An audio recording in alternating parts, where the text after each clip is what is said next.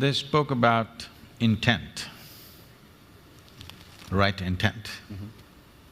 They spoke about right kind of thoughts, emotions, attitudes, and to some extent actions. There is no consciousness in this. If we are understanding that the way we think, feel and act is our consciousness, no. It is like we are mistaking a plant, we are mistaking the flower for the soil. We are mistaking expressions for the source. This is something that's happening everywhere, not just here. People think by changing attitudes, their consciousness will change. No. By changing attitudes, certain actions will change. Yes, positive, beneficial, but it is not truly transformative. Change will happen, transformation will not happen. If I have to define a distinction between change and transformation, change means the residue of the past will still remain. A transformation means nothing of the past will remain, which is what is needed today if you want to create a new world, if you want a new generation to have a fresh life. It's been expressed in so many ways. Being in this part of the world, what they're familiar with generally, someone said, leave the dead to the dead, it's very significant. This is not coming out of recklessness, this is not coming out of unconcern, but this is coming with the concern that you must be a fresh life. You can learn many things from the past about how to conduct yourself, but there is nothing to learn from the past about how to be. Because you are a complete life by yourself. You don't have to learn how to be a life from the past. Maybe you have to learn how to be a good engineer. Maybe you have to learn how to be something else in the society from the past, but you don't have to learn how to be a life from the past, because past has nothing to do with this. This is a fresh life and this is a complete life. Consciousness is that dimension which is the very source of who we are. Our intentions, our actions, our thoughts and our attitudes are a consequence of that. Or in other words, we are trying to fix the consequence without fixing the source.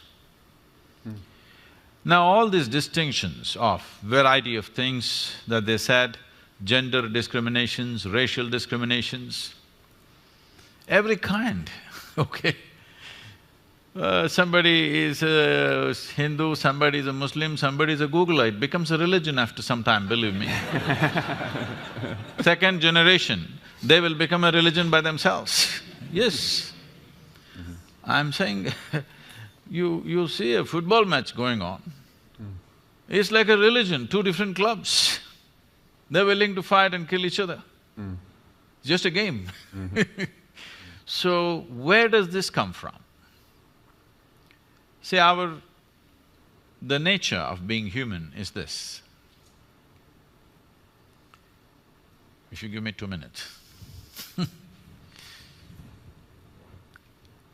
See, there are 4 dimensions of our mind. In modern societies, the nature of our education has constipated our mind in such a way because we are just largely using just one dimension, which we call as the intellect. The other dimensions of mind, if I have to use Indian terminology, it means buddhi, ahankara, manas and chitta. What buddhi means is the intellect. You do what you want. The nature of the intellect is to slice things open and see. If you leave the world in the hands of your intellect will chop it into a million pieces and will want to chop it into further micro pieces and want to chop it into further micro pieces depending upon how sharp your intellect is. The sharper your intellect, the more you dissect the world. You cannot stop it.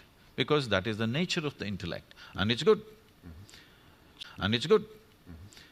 So you must apply intellect only to know the material aspects of life. You can't know life this way. Jay, if I want to know you, can I dissect you? No.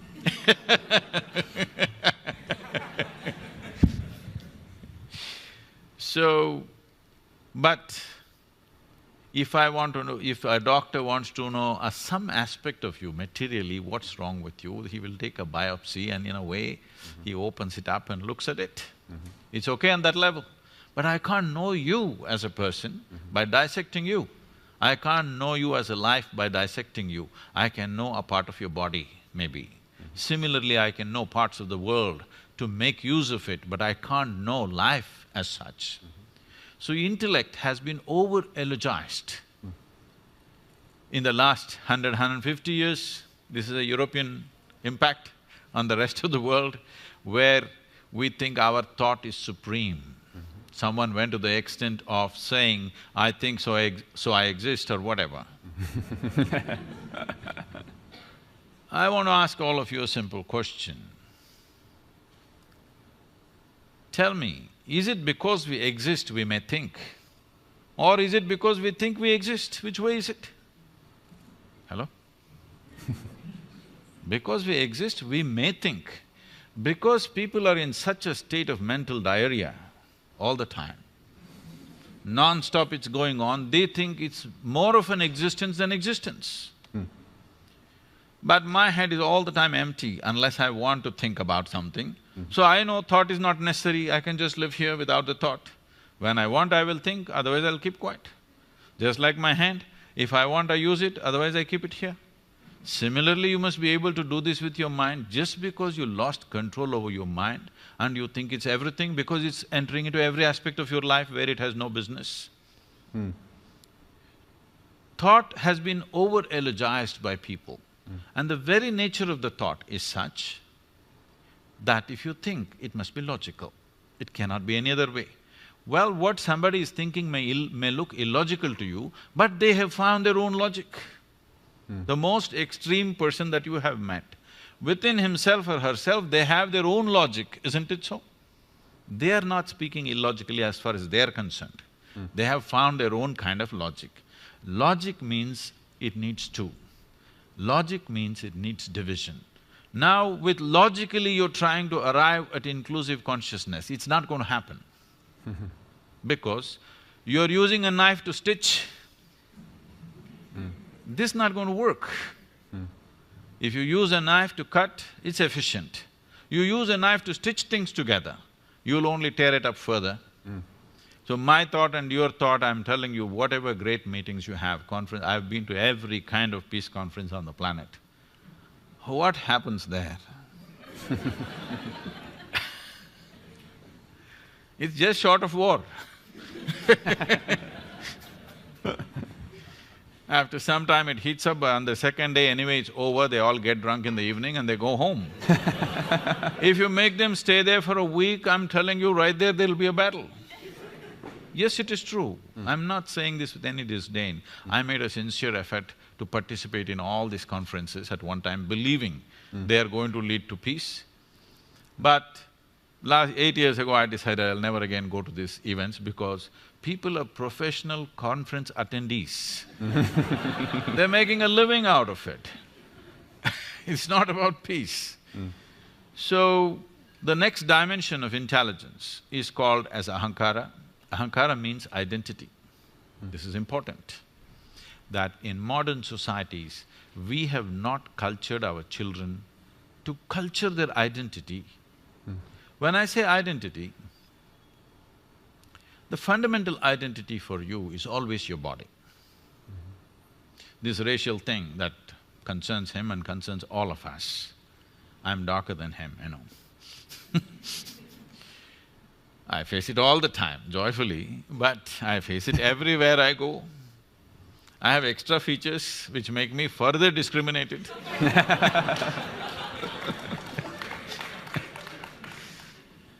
But our first identity is with the body.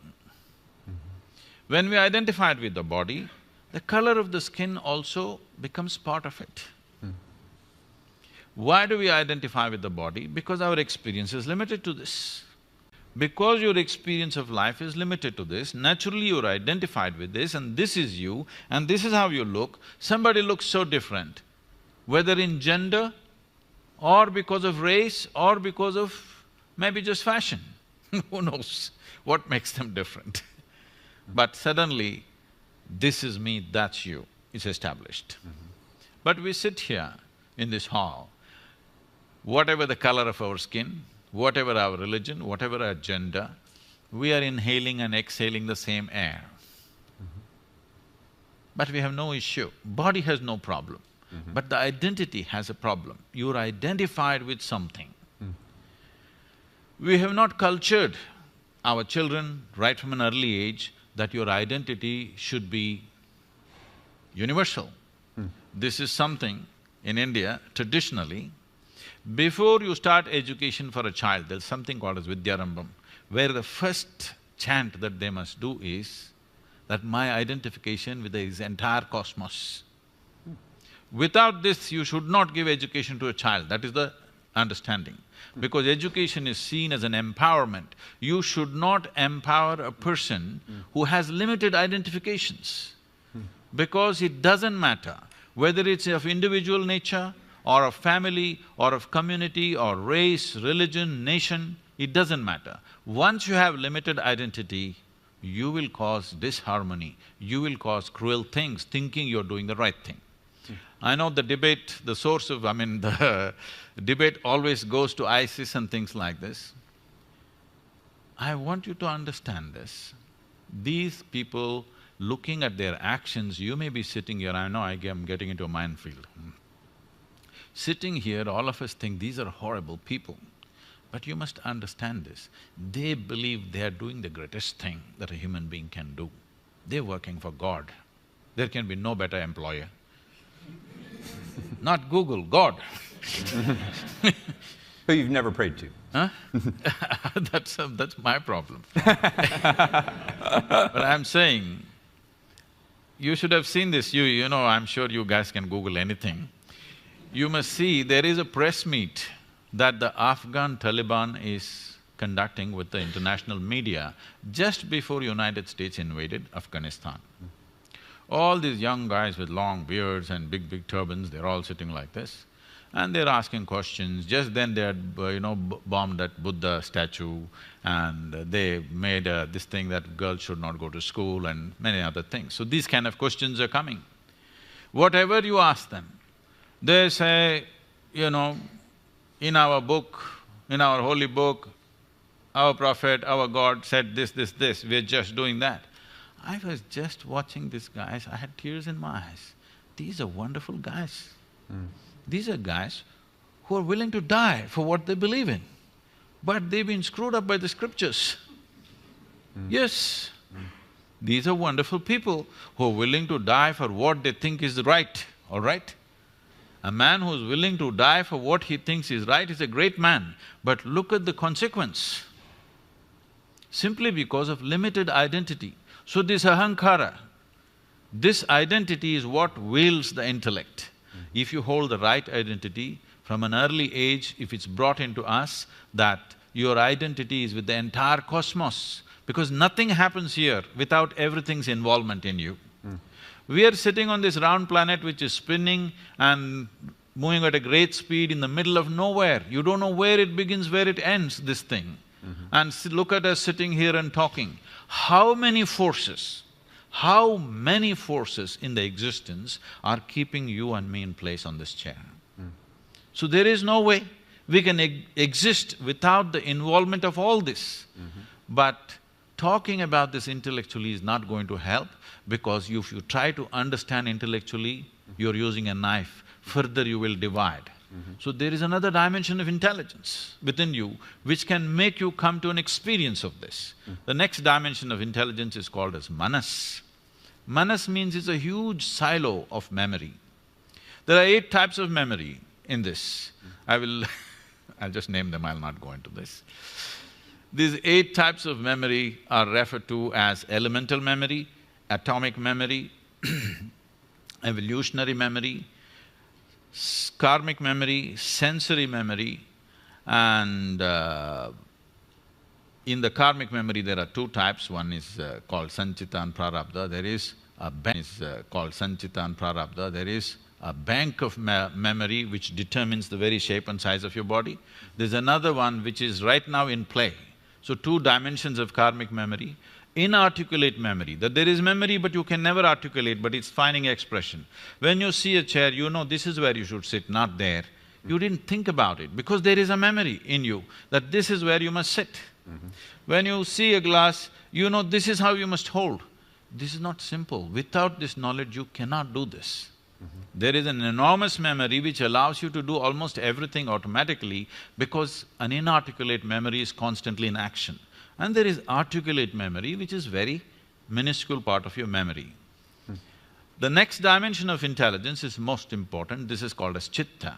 This is an intelligence without an iota of memory in it, unsullied by memory. See, memory means a boundary. You guys are always dealing with information. Today you're in technology. I think memory does not mean what's here, memory means all over the place. Memory is a boundary.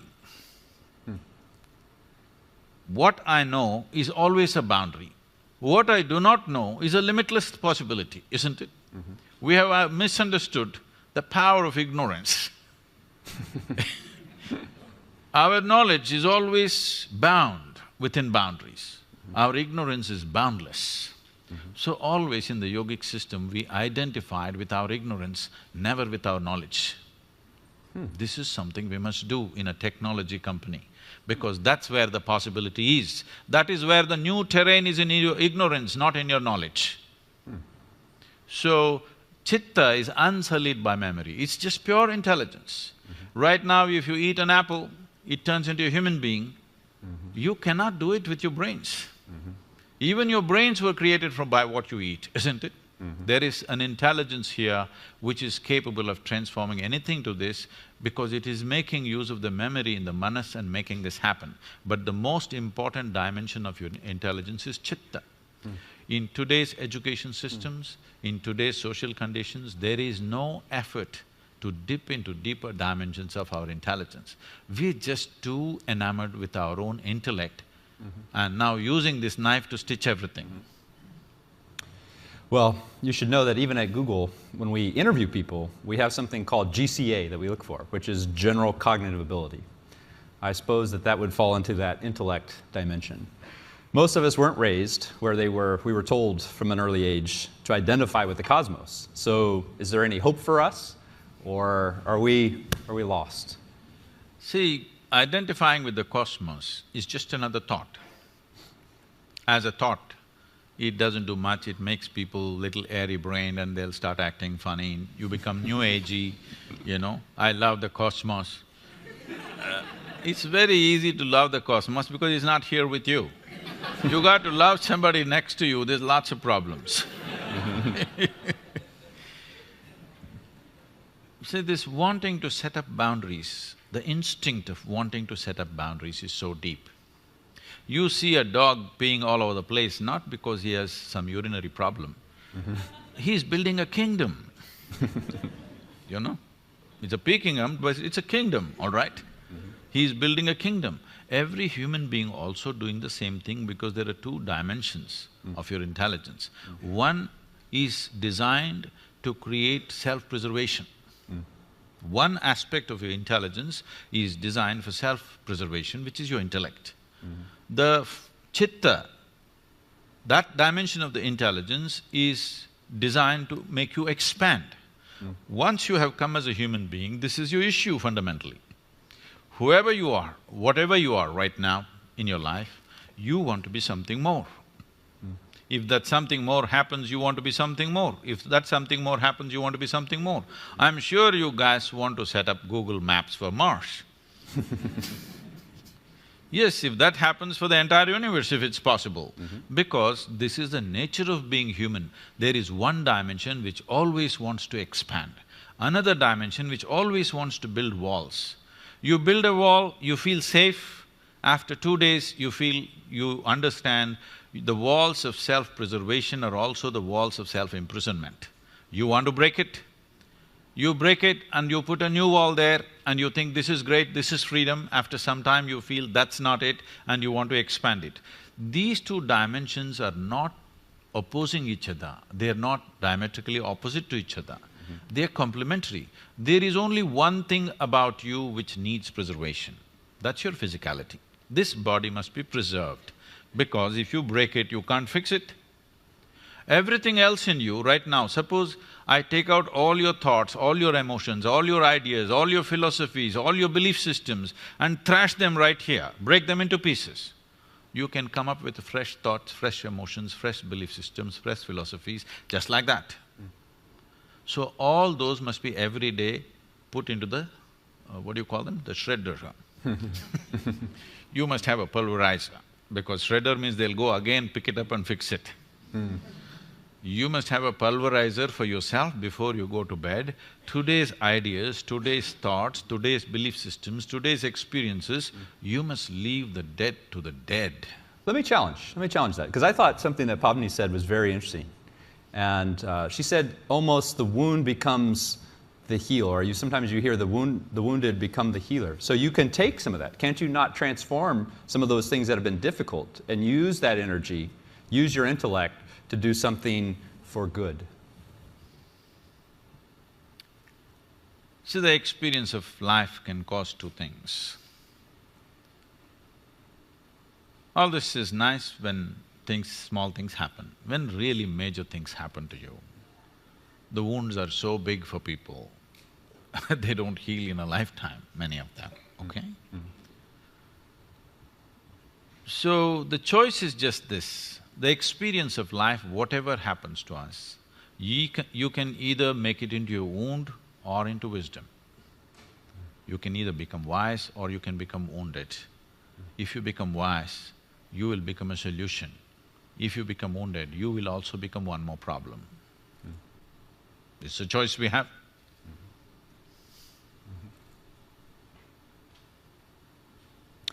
So where does this wisdom come from? How do we access, if we're so used to using one of these four, and probably like most of the people in the audience, I wasn't even aware of that there are these other dimensions.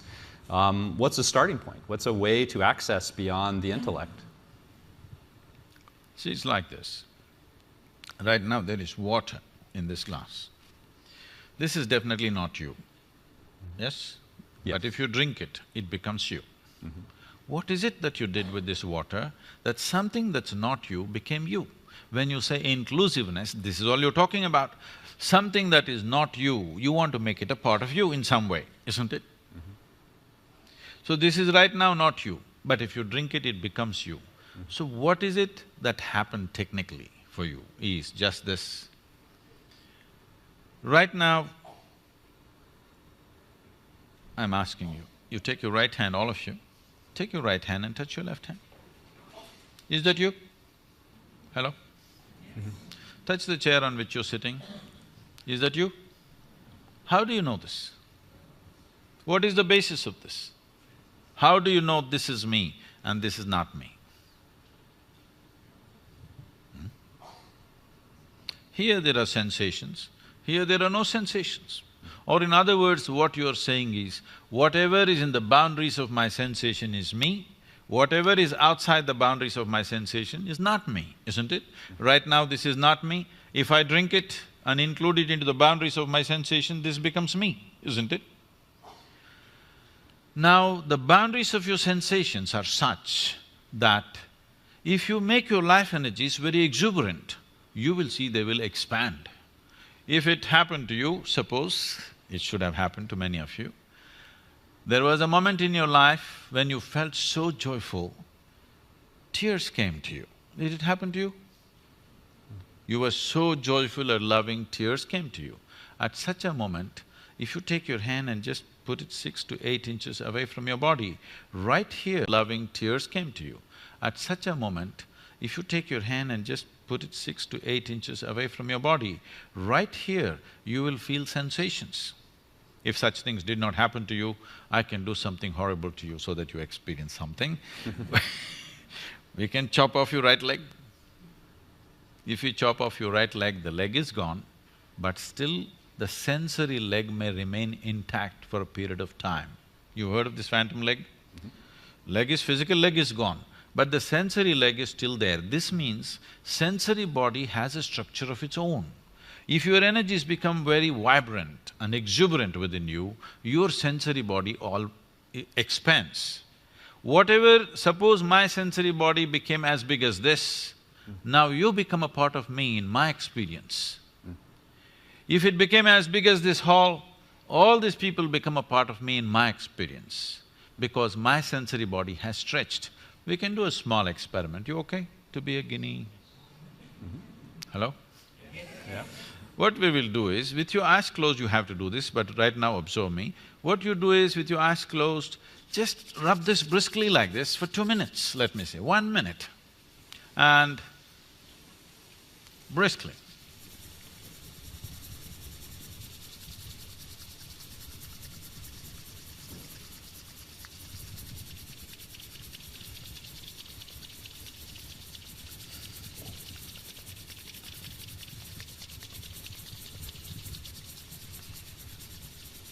Okay, keep your eyes closed and just hold your palms 3 to 4 inches away from each other with your eyes closed.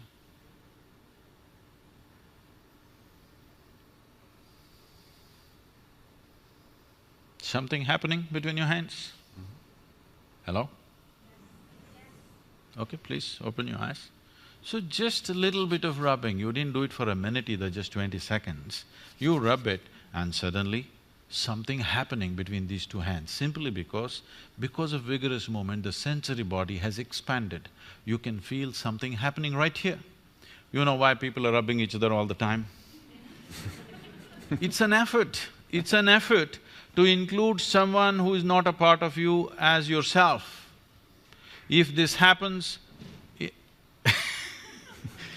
if this happens in a very basic physical level, we call this sexuality. If it happens emotionally, we call this love. If it happens mentally, it gets labeled as greed and ambition and conquest. If it happens on the level of your sensory body, we call this yoga. Now, yoga means union. Union does not mean you caused the union.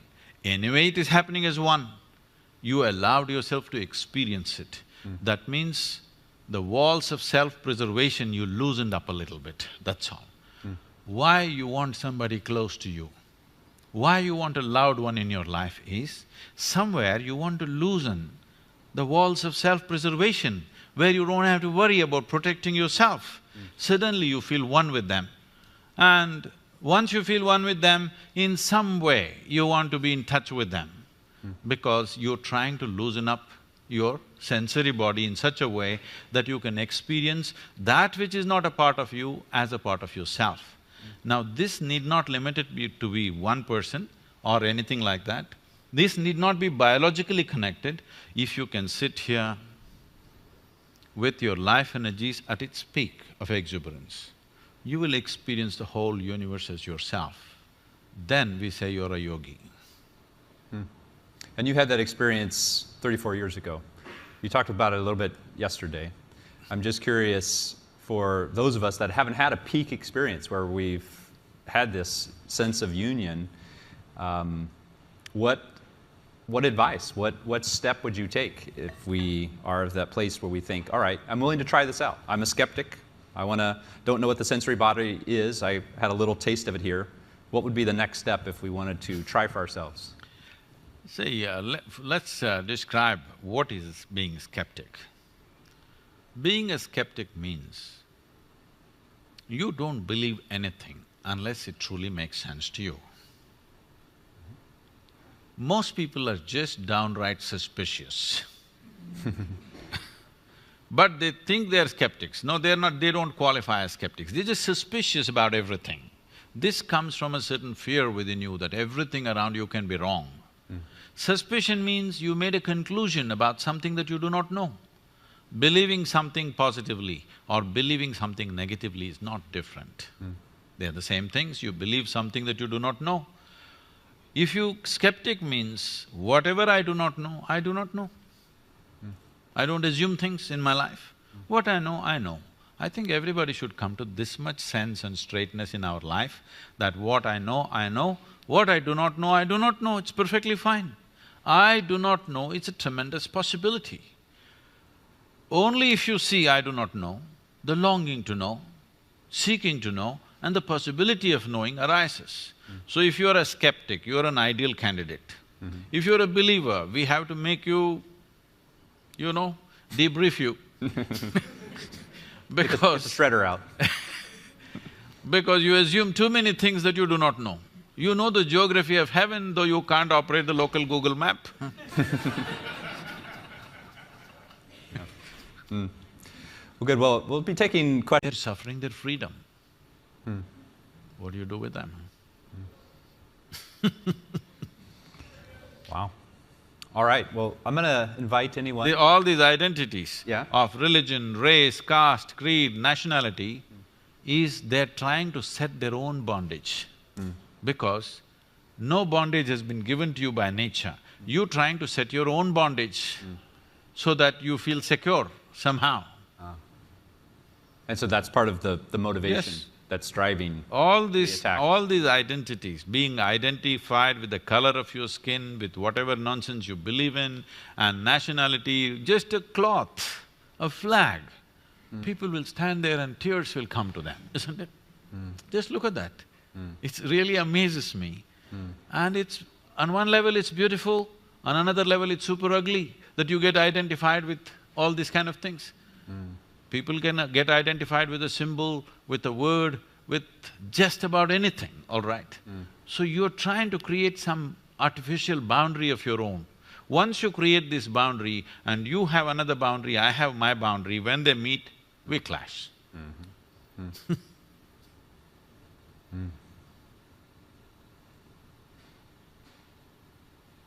So if you have a question, please go ahead and come to the mic.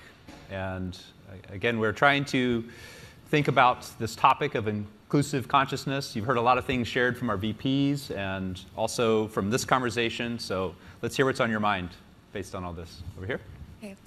Hello. So I'm involved in organizing a peace conference in India, and it's a very grassroots-led effort, so no politicians, thank God. And I found it interesting that you said you stopped attending peace conferences. So I'd love to hear from you any advice on what we should do or what we should avoid to make this small effort a success for the people who are attending. See, when you say, no politicians, thank God, you're just not attending to the source of problems.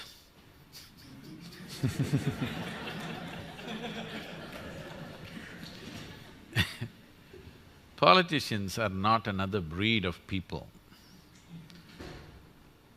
A democratic society means tomorrow you may become the president of this nation. That's what it means. Yes? If you're willing to stick your neck out, you may become the president of this country or a prime minister of another country. So politician did not drop from the sky, he is not some other creature. He's just like you and me, he stuck his neck out, which you and me are not willing to do. Let's admit this, it's not an easy thing. It's easy to sit down and comment, but it's not an easy thing to try to run a nation. It's complex, believe me. So, you must have politicians, but you must have an atmosphere where it's not political in nature, where they will also let their hair down and talk like common citizens or human beings, but without them, what are you going to change? So peace conferences, if it's just an entertainment, you can gather your friends and have a peace conference. But if you want peace on the planet, the most important politicians, the most powerful politicians in this world must be there. Only then there is a possibility of peace, isn't it? Otherwise, it's just entertainment. I'll tell you, I was in a very important peace conference. There were 42 Nobel laureates.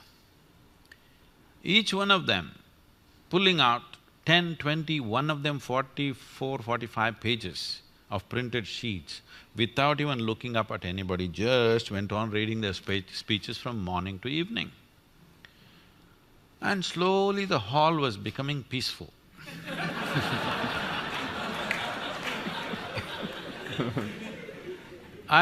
In one afternoon, the second day afternoon, I'm sitting right here in the front row and I look around, literally everybody has fallen asleep except the security man who's standing there and me, the idiot, who is sitting up there and believing there's going to be world peace because of this conference and sitting up there alert, listening to every word. Then I looked around, everybody's become very peaceful. They've been having late night parties and they're all very peaceful. Then when my turn to speak came, I said, see, I've heard so much peace since yesterday. I want to ask you, can all of you or any of you put your hand on your heart and say, you are genuinely peaceful in your life? They were straight enough. They said, no, we are not peaceful. I said, if you cannot make your mind peaceful, how the hell are you going to make the world peaceful? What's happening in the world is just a larger manifestation of the nonsense that's happening in our heads, isn't it? If you and me were truly peaceful human beings, do we have to worry about you and me fighting someday? Hello? Whatever the issues, we'll sit down and handle it, right? Because there is violence in us, now we have to have a boundary. Here there's a barricade. Just in case I get violent or you get violent.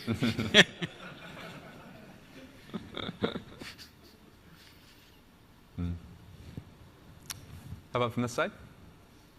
Over there?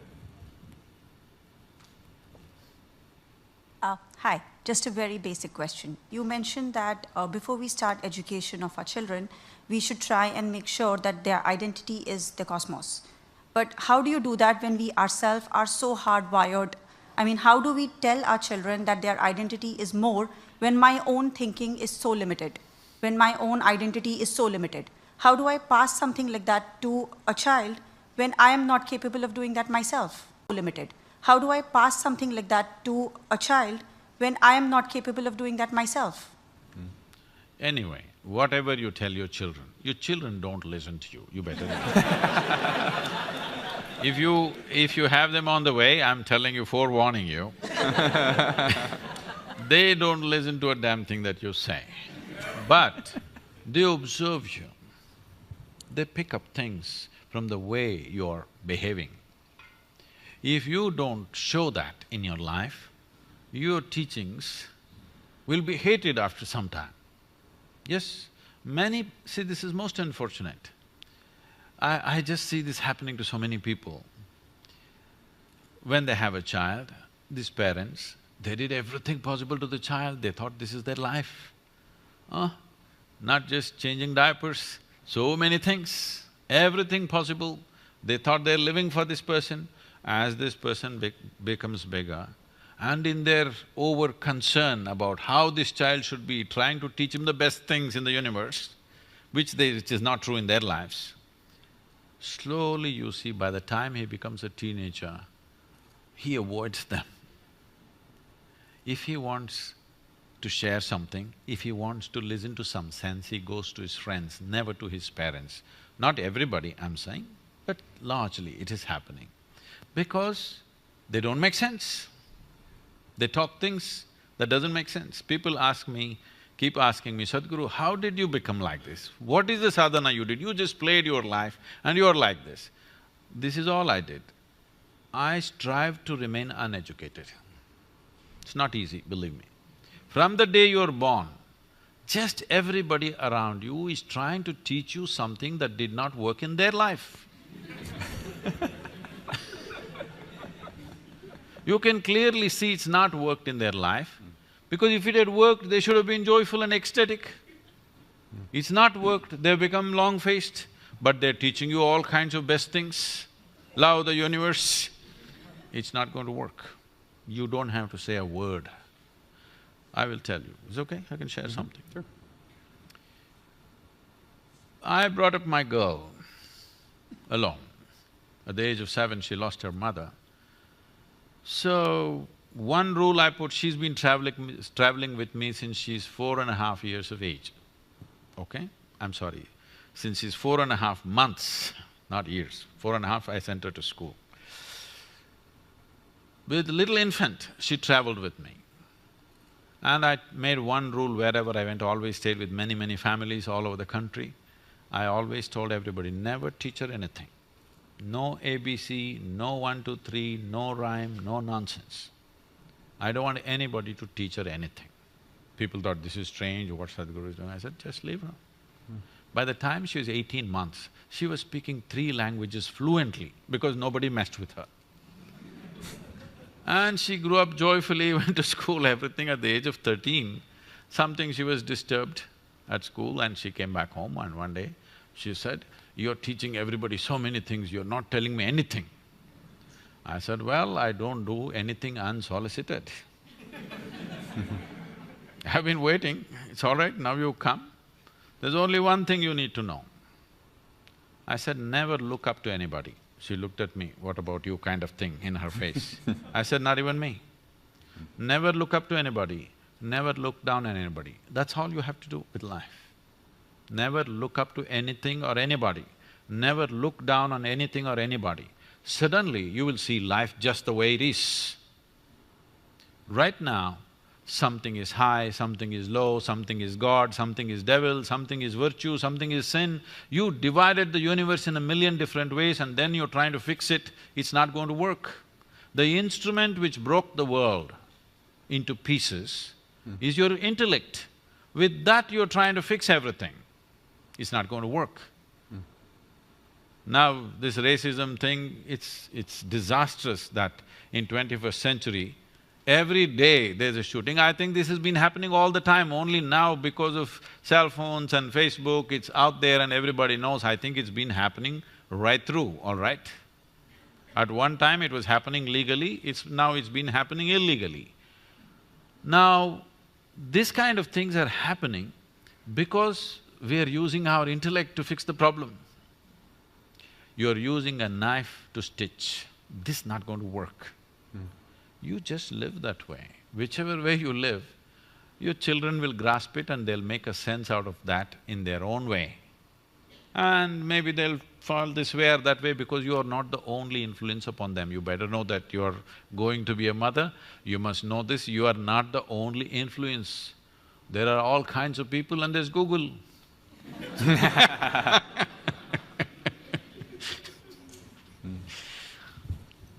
Sadhguru, you talked about identity and inclusive consciousness.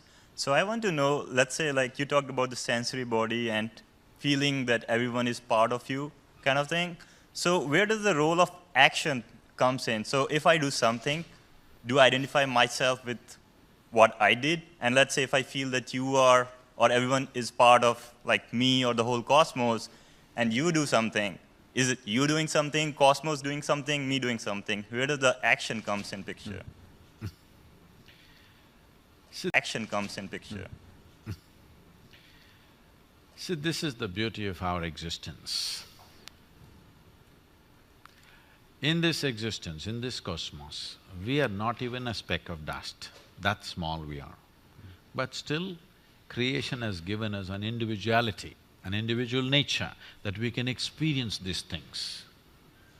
But countless number of people who lived on this planet before you and me came, where are they? They're all topsoil. They've become part of the earth, isn't it? So, if you get it from me today, you can transform your life, that really everything is a part of you and you are a part of everything, not as a thought, but experientially. If you can experience everything around you as you experience the 5, 10 fingers of your hands, then you will see life becomes tremendously beautiful. Otherwise, anyway, one day you'll get it from the maggots, but it'll be a bit too late lesson, but everybody will get it one day, isn't it? Hello? When people bury us, we're going to get the point that we are part of the earth. Right now, if we get it, we can live sensibly. So, this must come from an experience. If you come from a thought, again you're thinking, how is inclusiveness and individuality existing at the same time? That is the beauty of this existence. It is the filth which has become the flower, isn't it? Yes or no? It is the filth which has become the flower. If in your mind, filth is different, flower is different, but in existence, filth and flower are same. They're not different, just different ways of existing. For your nose, filth doesn't feel good. But if you were a pig, you would like the filth. Nothing wrong with that, because it's the same thing. It's the same thing or no? Hello? It's the same thing, isn't it? It is just that in our mind, with our intellect, we are breaking everything. This breaking is only a psychological reality. This is not existentially true. See, we started a huge movement called Project Green Hands, I think something little bit was there in this. This happened like this. When I saw that entire southern India was turning into desert very rapidly, rivers were drying up, groundwater went from like 150 feet to almost 1,500 feet, and palm trees, the crowns were falling off. We thought we must do something. Then I did this to them. One day I called, I went to a small village and called for people. About 5,000 people turned up. So I made them, it's around 11 o'clock in the morning. The weather is not like this in southern India. It's hot summer sun. I made them sit there. Close by, there were about 5 rain trees, 3 of them really large ones. You seen rain trees? Some of them can be as large as an acre, its shade. So 3 of them are really large ones, 2 of them were medium-sized ones. Very attractive, I would love to be under those trees, but I made them sit here in hot sun. And I went on talking, stretching the talk, telling them stories, telling them jokes. They were all very enthusiastic in the beginning, slowly. If you're walking around, you won't feel the sun. If you just sit under the sun, it just really gets you. About 1.25, 1.5 hours, they were really going away, they were thinking, what's wrong with this Sadhguru? He's just frying us in the sun. Then I said, come, and I took them under the tree. Everybody. Suddenly you know what is a tree. Otherwise you were thinking how to make furniture out of this. Now suddenly you know what's a tree. I made them sit down there and breathe. It's a certain spiritual process that I set up a process for them where I told them, what you exhale, trees are inhaling. What they exhale, you are inhaling. Once they experienced it, now you can't stop them from planting trees. They planted over 28 million trees and you can't stop them. They changed the entire culture. But when, this happened to me about 9–10 years ago, I went back to Mysore city, which I had not gone and done any work there, I had never spoken there, I avoided this because my family lives there. I wanted to be anonymous in that town, not recognized. But because of Google and stuff, I got recognized everywhere. So when I went there, they insisted I must do something, I called for a program. All kinds of people turned up. My kindergarten school friends, teachers, my college teachers, school teachers, everybody. When I spoke and all this happened, then my English teacher came up to me from school and she said, now I understand why you wouldn't let me teach Robert Frost. I said, ma'am, why would I not let you teach Frost? I like Frost. I have some poetry in his own voice. I said, I like Frost, why would I not let you teach? Don't you remember you didn't let me teach Frost? Then I remembered, one day she came up and we were always studying English poems and English literature. Suddenly she introduced this American poet and said, this Robert Frost is a great guy, and she started off the poem. Woods are lovely, dark and deep. I said, stop. I said, a man who calls a tree a wood, I'm not going to have anything to do with this guy. She said, no, no, Robert Frost is a great… I don't care who the hell he is. He calls tree a wood. I'm not going to listen to that guy, I didn't let her teach. We chose Longfellow instead of Frost because I didn't let her teach Frost that year. So, I'm saying if you call a tree a wood, it's a commodity. This water, this earth that you walk upon, the people that you see, these are not commodities, this is life, isn't it? The air that you breathe, the water that you drink, the soil that you walk upon, the trees that you sit under, everything else in this world is life and life-making material for you. If you forget this, you will treat it as commodity. If you experience this, that this is actually what is making your life, then you will see the most fantastic thing about this universe is everything is one, but everything is separate at the same time. That's what gives us an experience. That's why I can sit here and talk to you, otherwise how to talk to you? Wonderful. Maybe one more question? Hi, Sadhguru, thank you for coming. So for me, one way to achieve inclusiveness is to see other people as ourselves. For example, right now, I know for sure that you exist within me, because your voice happens within my head, your image… No, if voices are happening within your head, it means something else. So your image happens within me because it reflects through my eyes. You mean to say you have nightmares every day? Well, my point is, I see you within me. That's I know for sure. But I wonder whether you see me within you as well. And if you answer yes or no, then that may be a belief, because how do I know it's true? See, there are two levels of reality here. There is a psychological reality and there's an existential reality. Existential reality is not your making. Psychological reality is entirely your making, but a large part of it is unconsciously made, so you believe it is real. Whatever is true in your psychological reality may have some social relevance, but has no existential relevance. Right now, if I say you're within me, you'll feel good. If I say I love you, you'll feel good. Maybe it's true for me, maybe it's true for you, but it's not floating around anywhere here, okay? It's just my emotion and your emotion. Yes, it is nice that our emotions are sweet, our thoughts are sweet, our actions are sweet, it's wonderful if it is so. But it has only psychological and social relevance. It has no existential relevance.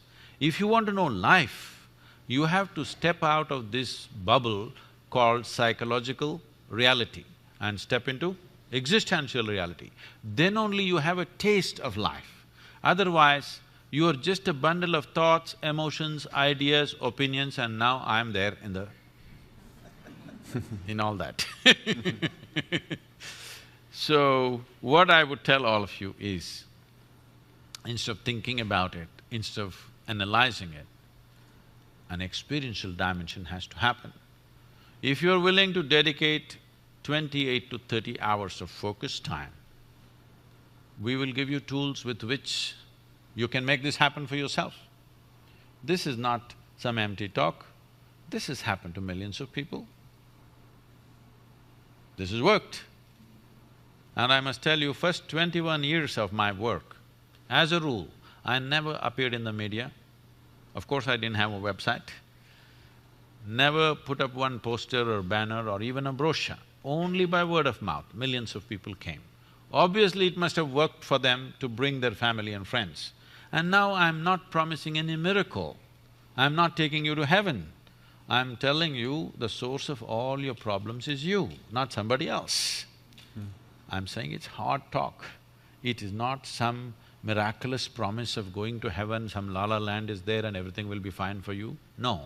In spite of that, people came because they saw the transformation within themselves and people around them had to come. There was no other way.